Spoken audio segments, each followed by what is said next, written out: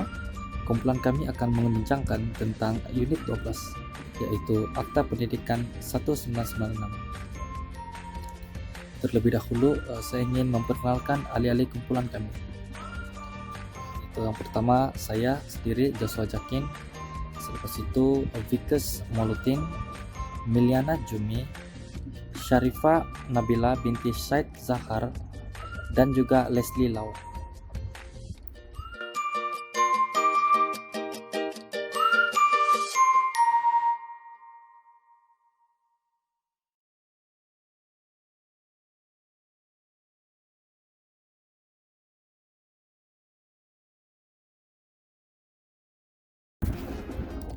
Halo semua, nama saya Joshua Jakin dan saya sendiri akan membincangkan tentang objektif Akta Pendidikan 1996. Objektif yang pertama adalah untuk mewujudkan kesejahteraan masyarakat dan juga negara.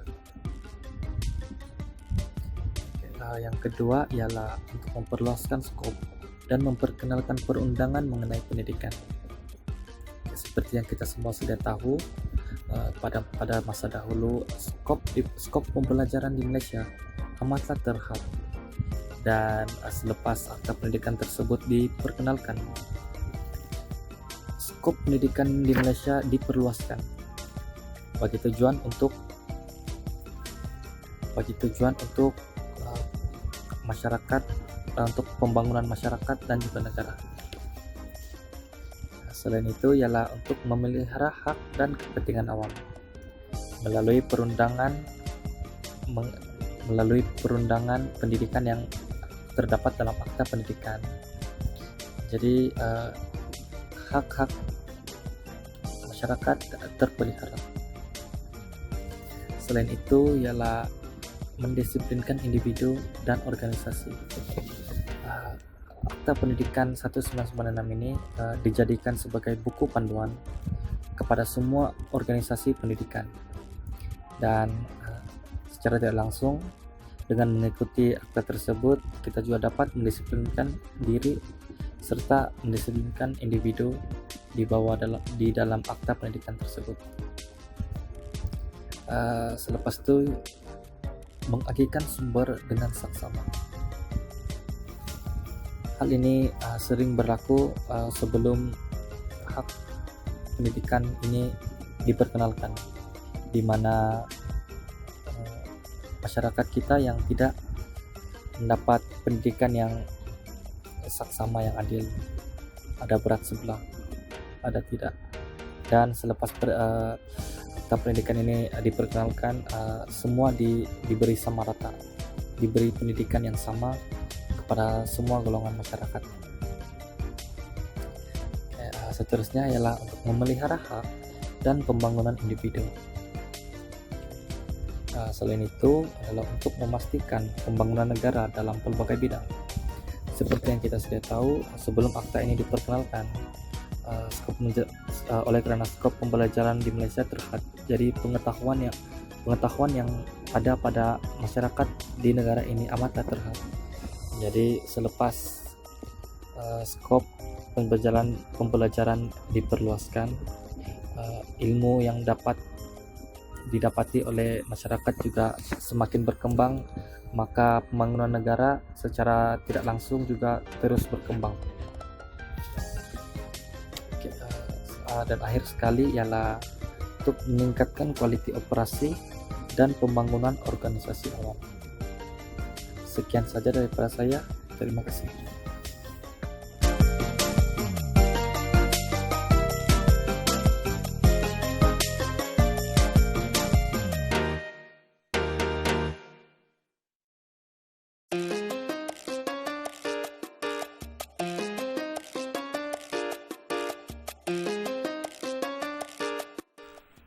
Saya akan membahaskan tentang cabaran-cabaran pelaksanaan Akta Pendidikan 1996.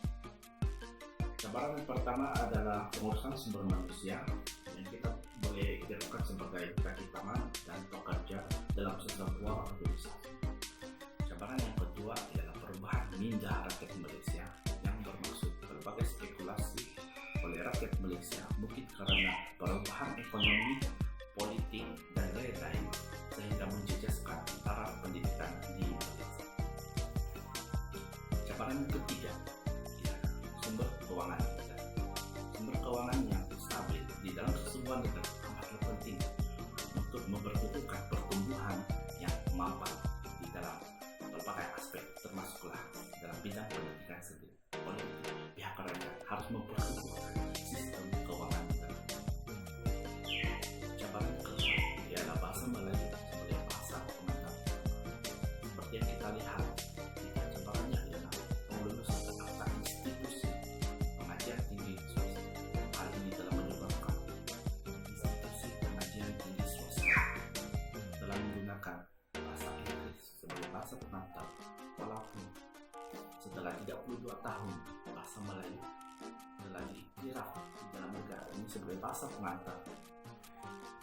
Cabaran kelima adalah isu perpaduan kaum di Malaysia. Seperti yang kita tahu bahwa negara Malaysia mempunyai berbagai kaum, etnik, dan budaya tersendiri. Oleh itu, maka pendidikan telah mewujudkan cara untuk menyatukan masyarakat berbagai kaum melalui medium pendidikan. Cabaran terakhir adalah menjadikan negara Malaysia sebagai pusat kecerdasan pendidikan bertaraf dunia. Pendidikan bertaraf dunia sudah menjadi keinginan negara Malaysia sejak dulu, walaupun hal ini sukar untuk diperolehi dalam masa terdekat. Namun suatu kesukaran itu tidak akan menghalang tujuan kita.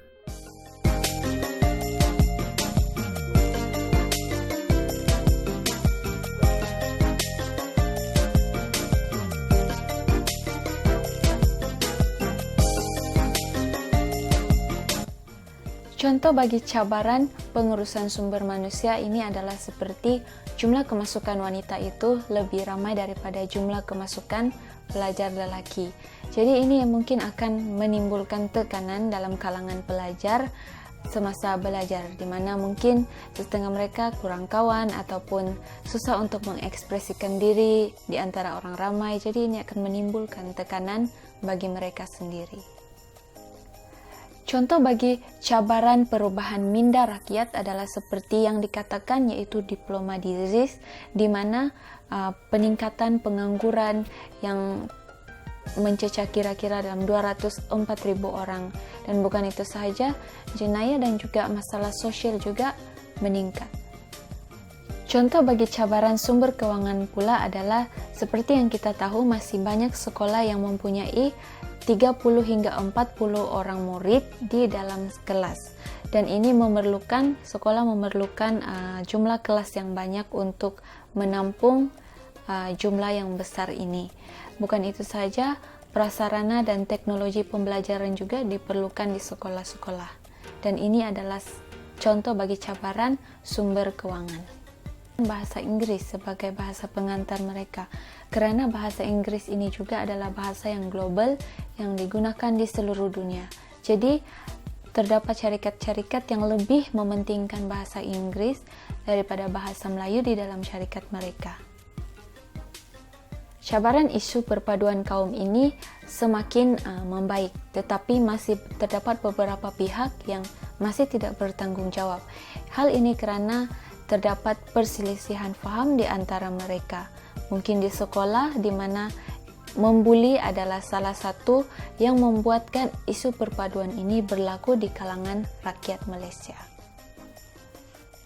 Untuk menjadikan Malaysia sebagai pusat kecemerlangan bertaraf dunia adalah sangat sukar, dan itu adalah cabaran yang sangat besar karena masih banyak universiti-universiti yang masih di ranking yang teratas seperti Stanford University, Oxford, California Institute, dan kita lihat universiti-universiti ini memang sangat sesuai bertaraf dunia, dan Malaysia masih berada di taraf yang rendah. Jadi ini adalah cabaran yang besar untuk Malaysia mencapai taraf pendidikan bertaraf dunia.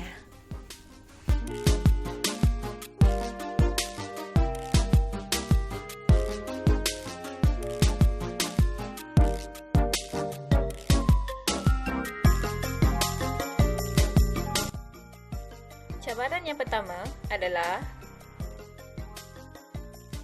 Langkah untuk mengatasinya adalah semak semula kurikulum ke arah lebih mencabar keupayaan pelajar lelaki. Cabaran yang kedua adalah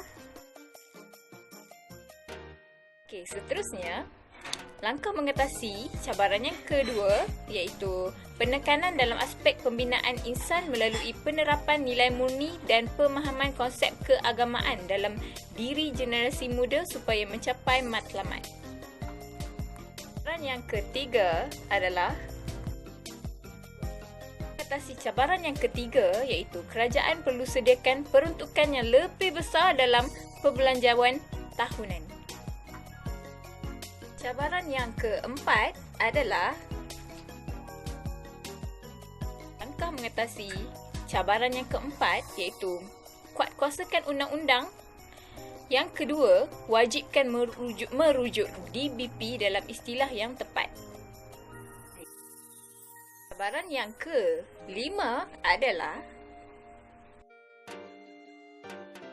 seterusnya langkah mengatasi cabaran yang kelima iaitu memperkenalkan kurikulum keinsanan, menerapkan mata pelajaran pelbagai budaya, hapuskan monopoli sesuatu kaum.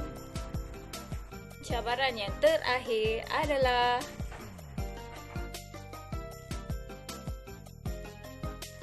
seterusnya langkah mengatasi cabaran yang terakhir iaitu menyemak dan menggubal kurikulum atau program. Poin yang kedua iaitu paksikan kepada keunikan masyarakat dan ekonomi Malaysia. Dan poin yang ketiga iaitu memaksimalkan kepakaran rakyat Malaysia.